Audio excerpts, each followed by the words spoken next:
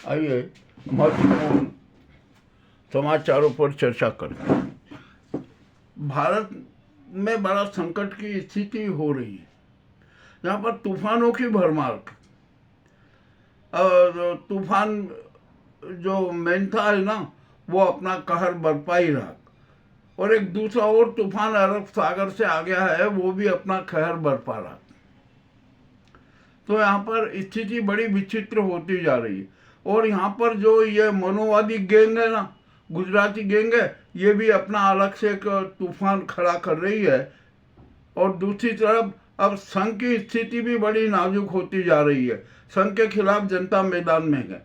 वहीं चुनाव आयोग के खिलाफ तो इतना बड़ा जन तूफान आ गया है कि अब राष्ट्रपति को भी सोचना पड़ेगा कि इस चुनाव आयोग को रखा जाए या भंग किया जाए। और वास्तव में चुनाव आयोग तो है ना, कोई चुनाव आयोग नहीं है, ये तो चुनाव आयोग है, और ये भाजपा की बी टीम है। ये भी अब स्पष्ट हो चुका है। तो आइए अब हम मेंथा की बात करें। तूफान मोंथा का बड़ा कहर बरपा हुआ है और तेज हवाएं चल रही है। अनेक प्रदेशों में भारी वर्षा हो रही है। अब तो हवा का है ना क्रम करीबन 135 किलोमीटर से 160 किलोमीटर तक का हो गया, जिसके कारण भारी तबाही मची हुई है। आंध्र प्रदेश में बहुत ज़्यादा तबाही मची हुई है, भारी वर्षा हो रही है। अब तो अनेक प्रदेशों में भी तूफान में मोंथा का प्रभाव नजर आने लगा है। और जो मौसम विभाग ने भी चेतावनी दे दी है कि लगभग भारत का 70% हिस्सा तूफान मेंथा के चपेट में है। मामला बड़ा रोचक है। अरब सागर का तूफान भी जो है चक्रवात, वो भी कहर बरपा रहा है। तो अब यहाँ पर प्रकृति का जो प्रकोप चल रहा है ना, वो बड़ा विचित्र है। मौसम विभाग के अनुसार अभी अभी जो ताज़ा अपडेट आया है कि अब मध्य प्रदेश, उत्तर प्रदेश और बिहार में भी अब ये तूफान का असर आएगा। और मध्य प्रदेश में तो पूरे मध्य प्रदेश में भारी बारिश होगी और तेज हवाएं चलेगी। उत्तर प्रदेश की भी यही हालत है, बिहार में भी यही स्थिति है। यानी भारी तबाही मची हुई है। समुद्र पर तो है ना 15 से 18 और 20-20 फीट की लहरें ऊंची उठ रही है। मामला बड़ा विचित्र होता जा रहा है। ये 4-5 दिन हमारे देश के लिए बहुत ही घातक है। अब आइए यहाँ पर हम बात करते हैं बिहार चुनाव की। अभी बिहार चुनाव के मैंने जितने एग्जिट पोल देखे, जितनी भी संभावनाएं देखी, उससे तो एक ही बात सामने आ रही है कि इस बार बिहार की जनता है ना महापरिवर्तन के मूड में है। और मुझे तो ऐसा लग रहा है कि इस बार जो बीजेपी गठबंधन वाला जो नाटक है ना, वो 100 सीट भी नहीं जीत पाएगा। 80 और 90 के बीच में उसकी जीत रहने वाली है। तो वहाँ पर अब यह एनडीए की सरकार नहीं बनेगी। अब ये चाहे जितना जो भी कुछ नाटक कर ले, कुछ भी नहीं होना है। जो इंडिया गठबंधन को है ना 135 से 140 सीट मिलने की संभावना है। और वही अन्य दल हैं, अन्य जो लोग हैं, वो 14 सीटों पर जीत के आ जाएंगे। यानी कुल मिलाकर आंकड़ा है ना बहुत ही अंतर का हो गया है। जो बहुमत के लिए 122 चाहिए, परंतु एनडीए को अब 80 और 90 सीट ही मिल सकती है, ऐसी संभावना सभी एग्जिट पोल में बताई गई है। एक पर झूठ हो सकता है, 2 झूठ हो सकता है, परंतु अब ऐसा नहीं होगा। ये तो यहाँ पर बिहार में महापरिवर्तन होगा। अब बिहार के विकास की नई इतिहास लिखा जाएगा। अब यहाँ पर ऐसी स्थिति में यह देखना है कि अब बिहार का मुख्यमंत्री तो अब नीतीश को बनाने का सवाल ही खड़ा नहीं होता। तो भाजपा ने तो अपना लक्ष्य पूर्ण कर लिया कि नीतीश से उनको मुक्ति पाना थी, वो तो पा लेगी। अब यहाँ पर नीतीश कुमार क्या करेंगे, ये एक बड़ा अहम सवाल है। तो जहाँ तक हमारा अपना सोच है और हमारे अपने सूत्रों से जो संकेत मिल रहा है ना, नीतीश अब इस भाजपा की दोगली नीति को अंगूठा दिखाएंगे। वे नहीं बनेंगे, वे तेजस्वी के साथ हो जाएंगे, इंडिया गठबंधन के साथ हो जाएंगे और केंद्र में भी नाजी सरकार से अपना समर्थन वापस ले लेंगे। और जो जेडीयू में जितने गद्दार हैं ना, जो अमित शाह और उसके चक्कर में उलझ गए थे, उनके भी सपने धराशायी हो जाएंगे। उधर नायडू ने भी बहुत स्पष्ट कह दिया कि हम अब एनडीए का सपोर्ट नहीं करेंगे, साथ में नहीं रहेंगे। तो अब यहाँ पर नीतीश क्या करेंगे, बिहार की जनता को क्या संदेश जाएगा? तो इसके लिए इंडिया गठबंधन ने एक बहुत अच्छा सुझाव दिया और अच्छी योजना बना रखी है, कोई दिक्कत नहीं है। वो बिहार की जनता को भी पसंद आएगा और जेडीयू को भी पसंद आएगा। संभव है कि नीतीश कुमार को भारत में यह तो उप प्रधानमंत्री बना दिया जाए या राष्ट्रपति पद का उम्मीदवार घोषित कर दिया जाए, या राष्ट्रपति पद के पर नीतीश कुमार को बिठाने की बात कर दी जाए। तो यदि ऐसा कर दिया ना, तो ये भाजपा का जो स्कोर है ना, वो 50 तक ही आ जाएगा, बल्कि 50 से भी कम होगा। जो पूर्व में जो इनके करने थी ना 78, उससे भी और कम हो जाएगा। अब बिहार की स्थिति ये, अब बिहार की जनता तो बगावत पे उतारू है। वहाँ का युवा राहुल गांधी के साथ है, तेजस्वी के साथ है, और जो ये इन्होंने जो नाटक किए ना, ये भी सारे बेकार हो गए। अब यहाँ पर मान लीजिए कि तेजस्वी की सरकार बन गई, तो क्या होगा? वो तो नीतीश कुमार का समर्थन मोदी को नहीं रहेगा और नायडू का समर्थन रहेगा, तो सरकार गिर जाएगी। तो इससे अब क्या होगा कि नीतीश और तेजस्वी और राहुल गांधी बिहार को एक नया स्वरूप में ला देंगे। अब बिहार है ना, अब मजदूरी जो मजदूरों का निर्णायक प्रदेश नहीं रहेगा, अब वहाँ पर मजदूरों का अपना मत होगा और बिहार को एक विशेष राज्य का दर्जा भी मिल जाएगा। ये भी बात तय है, निश्चित मिलेगा, क्योंकि अब तो बड़ा परिवर्तन होना ही है। अब 20 साल जनता ने बहुत भुगत लिया, सब कुछ देख लिया, तो अब नीतीश कुमार अब देखते हैं कल क्या निर्णय लेते हैं। वो उन्होंने कह दिया कि मैं मोदी के साथ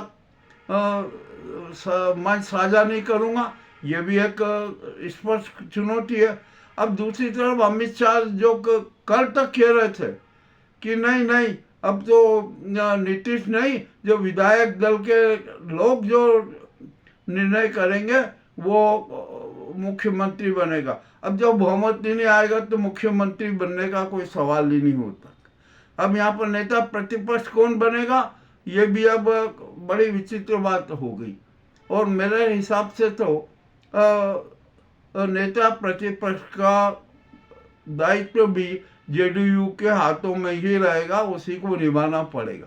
नीतीश कुमार तो अब निश्चित है कि केंद्र में जाएंगे, या तो वे राष्ट्रपति बनेंगे या उप प्रधानमंत्री बनेंगे। यह सारा मामला बिल्कुल स्पष्ट हो चुका है। बिहार की जो चुनाव का जो एग्जिट पोल आ रहा है ना, उसके आधार पर हम यह बात कह रहे हैं और अब तो परिवर्तन होना ही है। अब राहुल गांधी ने कल जो एक आज के जनसभा में एक बड़ी बात कर दी कि जो मोदी जी है ना, वो जनता को भ्रमित करने के लिए, वोट पाने के नाटक के लिए डांस भी कर सकते हैं। अरे डांस का क्या मतलब हुआ? आप वैचारिक डांस तो करते ही हो, इवेंट वाली डांस करते ही हो। तो राहुल गांधी के बयान पर अमित शाह और न जाने कौन कौन से भाजपा नेता उखड़ पड़े। गिरिराज सिंह भी वो बकवास करने लगे। अरे भैया, तो आप डांस का मतलब समझो ना, डांस का मतलब कोई नाचना थोड़ी है। और आप तो ये राजनीतिक रूप से जो शाब्दिक और जो जुमलों का भरतनाट्यम करते हो ना, अब वो भी सब खत्म हो गया। मामला बड़ा विचित्र हो गया। तो भाजपा का जो और जो अमित शाह का जो गिरिराज किशोर जो विरोध का नाटक कर रहे थे ना, वो भी सब खत्म हो गया। अब तो खाली नेताओं की बयानबाजी आ रही है। यह सारा हो गया। जनता अब भाजपा वाले एनडीए में विश्वास नहीं कर रही है। ये पूरी बात स्पष्ट हो गई, सब हो गई। चले अब आइए, अब हम बात करते हैं संघ की। संघ की बात करने के पहले हम चुनाव आयोग की बात कर लेते। अब ये जनता ने जो 1 लाख से ज्यादा जनता ने चुनाव आयोग को घेरा है ना, अब तो पूरे देश की जनता चुनाव आयोग को घेरेगी और सबकी एक ही आवाज है कि चूने लगाओ जो चुनाव आयोग को तत्काल सस्पेंड करो, इसको भंग करो और नीतीश कुमार को इसी समय गिरफ्तार करो। पूर्व सीईओ राजीव कुमार को भी गिरफ्तार करो। इन्होंने प्रजातंत्र की, जनमत की, जन निर्णय की किसे क्रूर हत्या की है, इसका भी राज खोलो। इनको गिरफ्तार करके रिमांड लो और रिमांड में इनको हेलीकॉप्टर बनाओ और 3rd डिग्री का प्रयोग करो, ये अपने सारे अपराध स्वीकार कर लेंगे। अभी एक बहुत मजेदार बात थी, जैसे 13 प्रदेशों में SIR की घोषणा की तो ज्ञानेश कुमार ने एक बड़ा नाटक खेला। ये भी सरकार की सहमति से हुआ ना। उन्होंने उनकी अपनी पुत्री को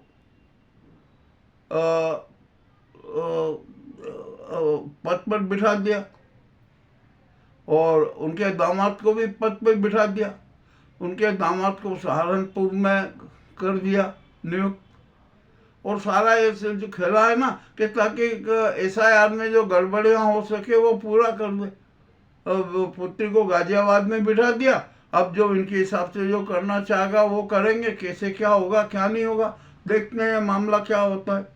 और बंगाल तो पूरा विद्रोह पे उतारू है।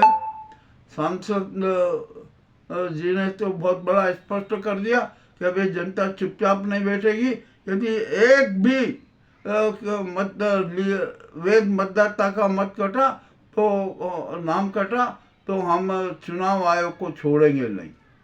अबे चुनाव आयोग का तो बहुत विरोध हो रहा है और ये इनका जो नाजीवादी तरीका है, तानाशाही रवैया है ना, उसके खिलाफ भी जनता पूरी मैदान में आ चुकी है। मामला बड़ा विचित्र होता जा रहा है। अब आइए हम मध्य प्रदेश की बात करते हैं। ये मोदी जी और ये बिहार में जाकर जंगल राज की बात करते हैं। जरा मध्य प्रदेश की तो बात कीजिए कि मध्य प्रदेश में क्या हो रहा है, उत्तराखंड में क्या हो रहा है, असम में क्या हो रहा है, इसकी तो बात करते नहीं है। वहां पर जंगल राज आ रहा है। असम में हेमंत बिस्वा ने एक कितना बड़ा नाटक कर दिया कि अरे कोई भी मान लो अपराधी है, किसी परिवार का कोई बालक है वो अपराधी है तो उसके माँ बाप भी कार्रवाई होगी। अरे ये कहाँ का नियम है भाई? ये कौन सा आप कानून लाना चाहते हो? और उत्तराखंड में एक पत्रकार की हत्या हो गई, आज 10 दिन हो गए इस बात को। उन्होंने भ्रष्टाचार के खिलाफ सारे उजागर किए, उनकी हत्या को, और मामला दबाया जा रहा है। क्यों दबाया जा रहा है? इसके लिए कौन दोषी है, कौन जवाबदार है, ये भी मामला बड़ा विचित्र है। और मध्य प्रदेश की स्थिति आपको पता है कि मध्य प्रदेश में क्या क्या हो रहा है नाटक। अरे बड़े बड़े विचित्र खेल हो रहे हैं यहाँ पर। ये कांड मध्य प्रदेश है ना, भ्रष्टाचार प्रदेश हो गया, कांड प्रदेश हो गया, उन्मादी प्रदेश हो गया, न जाने क्या क्या नाटक हो रहा है। और यहाँ पर तो भाजपा के 60 से 70 विधायक बागी हो गए। अब वे भी सरकार के साथ नहीं है। मामला बड़ा विचित्र हो गया। और यहाँ पर मध्य प्रदेश में अपराधों में भारी इजाफा हो रहा है। पुलिस की भी फजीहत हो रही है। पुलिस का चरित्र भी उजागर हो रहा है। अरे बड़ी विचित्र स्थिति हो रही है मध्य प्रदेश में। मामला बड़ा पेचीदा होता जा रहा है। जो भी होगा ना, अब देखते हैं क्या होता है।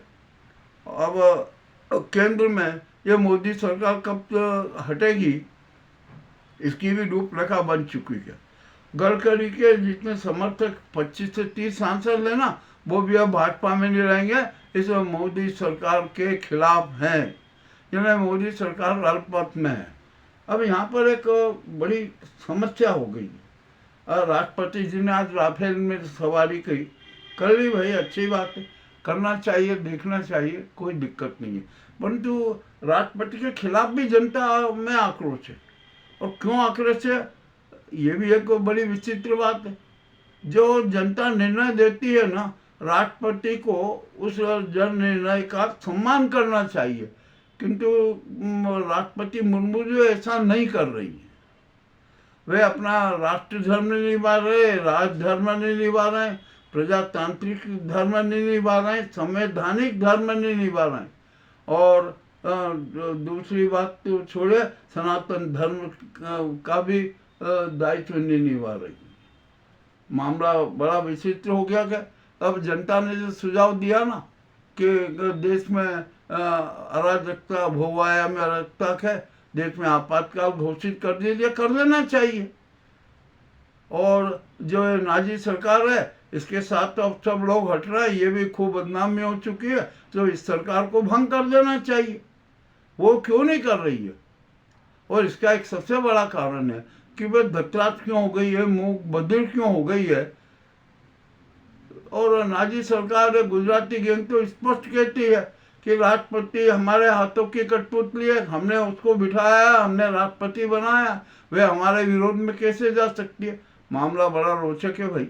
अब क्या होगा क्या नहीं होगा, तो अब जनता का फिर ये अनुरोध है, बोले जनादेश है कि देश में आपातकाल की घोषणा कीजिए, राष्ट्रपति शासन लागू कीजिए, और केयर टेकर पीएम बनाइए सीडीएस को, और राज्य संचालन का दायित्व तो सेना को दे दीजिए, और सीजीआई गवई जी है ना, उनको केयर टेकर पीएम का विधिक और न्यायिक सलाहकार बना दीजिए।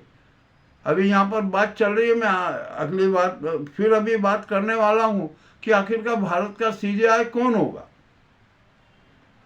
भारत का सीजीआई कौन होगा, ये हम सवाल कर। कानून मंत्रालय ने सीजीआई से राय मांगी थी, उनके उत्तराधिकारी की। सीजीआई गवई ने अपना उत्तराधिकारी भी घोषित कर दिया, सूर्यकांत जी को, किंतु उनके खिलाफ तो बड़ा माहौल हो गया, भ्रष्टाचार के आरोप लगे, अरे न जाने क्या क्या संपत्ति के आरोप लगे, वो लगे, तो वो उनका तो अब नियुक्ति संकट में आ गई। और राष्ट्रपति तक को भी ये लेटर जा चुका है, प्रधानमंत्री तक को भी जा चुका है, तो अब ये कैसे जाएंगे, क्या होगा। तो अब यहाँ पर कॉलेजियम का क्या दायित्व बनता। यह कॉलेजियम को चाहिए कि वे सीजीआई गवई जी के कार्यकाल बढ़ाने की बात करे, किंतु ये नाजी सरकार ऐसा करेगी नहीं। तो ठीक है, और सूर्यकांत जी के खिलाफ जितना माहौल बना हुआ है ना, इस आधार पर वे भारत के 53वें सीजीआई नहीं बन सकते। तो अब यहाँ पर कौन आता है, यहाँ पर एक महिला जज है, महिला न्यायमूर्ति है, जो निष्पक्षता से निर्णय देती है, नैतिकता की भी बात रखती है, सामाजिक ताना बाना भी अच्छा बुनती हैं। तो उनको सीजीआई पद पर बिठा दिया जाए, उन्हें भारत का 53वां सीजीआई नियुक्त कर दिया जाए। उनका कार्यकाल मात्र 40 दिन का होगा, किंतु नहीं, इसमें एक थोड़ा सा सुधार करना चाहिए कि यदि महिला सीजीआई बनती हैं तो बहुत बड़ी बात हो जाएगी। अब यहाँ पर बनाना चाहिए, नारी को समझ जाए। इसे हमारे न्यायपालिका के इतिहास में पहली बार नाग रत्ना जी जो महिला जज है वो सीजीआई बनेगी, ये भारत के लिए गर्व की बात है, और वे तो बहुत अच्छे निर्णय देती है। अब यहाँ पर उनका जो कार्यकाल है ना, वो जो 40 दिन की बजाय वो 1 साल या 2 साल का होना चाहिए। जो कार्यकाल सूर्यकांत जी का होने वाला था ना, तो वो उनका कार्यकाल कम से कम 1 साल और या 2 साल का करना चाहिए। ये कॉलेजियम को सुझाव देना चाहिए, जो जनता भी यही चाहती है। जनता चाहती है कि देश की में अब एक बार महिला को, मातृशक्ति को न्यायपालिका का सीजीआई बनाकर देख तो लिया जाए। अब यह मैं एक बात कहूँ कि जो सूर्यकांत जी के खिलाफ जो माहौल चला ना, ये संयोग कहे या प्रयोग कहे, क्या कहें इसको, बोले नाग रत्ना जी के लिए उसने एक रास्ता खोल दिया। तो भारत सरकार को और सीजीआई गवई जी को भी अब कह देना चाहिए कि यदि सूर्यकांत जी के खिलाफ इतना माहौल है, तो अब उसके बाद में जो महिला न्यायमूर्ति नाग रत्ना जी है, उनको भारत का सीजीआई बना दिया जाए। क्या दिक्कत है, कर देना चाहिए। और हमने तो कहा था, हमने तो गवई जी को भी सुझाव दिया था, जनता की ओर से सुझाव दिया था कि आप एक सिंगल नाम मत दीजिए, आप 2 या 3 न्यायाधीशों का पैनल बना दीजिए और उनके निर्णयों की समीक्षा के आधार पर सीजेआई की नियुक्ति हो जाना चाहिए। कॉलेजियम को भी यही बात कहना थे। जब कॉलेजियम इतनी बात कहेगा तो इस गुजराती गैंग सरकार की हिम्मत नहीं कि वो उस बात को नकारा कर दी। और ये तो गुजराती गैंग है ना, न्यायपालिका को भी अपना बंधुआ मजदूर बनाना चाहती है। अब वो बनेगी नहीं। अब तो बहुत बड़ी विचित्र स्थिति हो गई है। आज के ये प्रमुख समाचार हम आपके सामने प्रस्तुत करना बहुत जरूरी था। और आपको एक बात और बता दूं कि अब केयर टेकर पीएम का भी हिसाब जो है ना, अब पीएम केयर फंड का भी हिसाब लिया जाना चाहिए। आप ये निजी फंड कैसे बना लिया आपने? बनाया नहीं जा सकते। राष्ट्रीय, हमारा यहाँ पर राष्ट्रीय सुरक्षा कोष है, उसके समानांतर आपने अपना निजी बना लिया। क्यों बनाया? उसके अध्यक्ष भी पीएम है और सारे भाजपाई नेता उसके न्यासी हैं। तो ये भी एक गलत अवैध काम हुआ। और यहाँ पर अब संघ की स्थिति बड़ी खराब हो गई। संघ के खिलाफ पूरे देश में माहौल चल रहा है। संघ पर बैन लगाने की बात करी और भागवत जी भी बड़े विचलित हैं कि अब क्या करें, क्या नहीं करें, कैसे जवाब दें। अभी भागवत जी ने 10 बातें बताई, 10 बिंदुओं पर अपने विचार व्यक्त किए। अब उनके विचारों से भी ऐसा लगा